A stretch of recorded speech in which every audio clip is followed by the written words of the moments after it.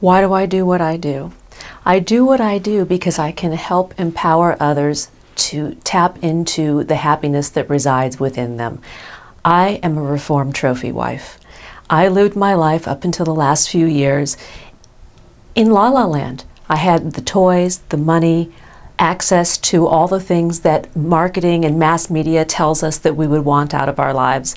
And I realized when I went back to school to get my master's degree in psychology that there must be more to life than the money, than the toys. I had the great fortune of going on a cycling trip in northern India where I realized that people were living in abject poverty, where they didn't even have homes in many cases, but yet the lights were on in their eyes. There was something that was emanating from them to me, and I thought, aha, what is that? And I realized that was what I needed to use as the premise for my thesis project. And I began to document what makes people happy. And I took my daughter, who is now 13, along for the ride. And hence H Factor, Where Is Your Heart was born. One of the most touching stories I can recall on my journey is we were filming in Bangkok, Thailand, and I interviewed a German gentleman who owned a nightclub there.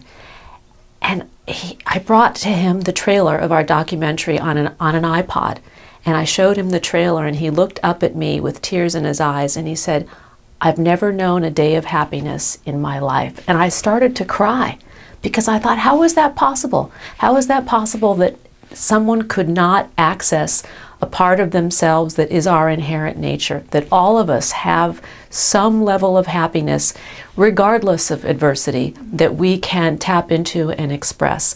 And that was a life-altering moment for me because I thought, here's this man that claims he's never had a happy day in his life, but yet he's searching for it, he wants it. And then he welcomed me into the club to film all of the performers.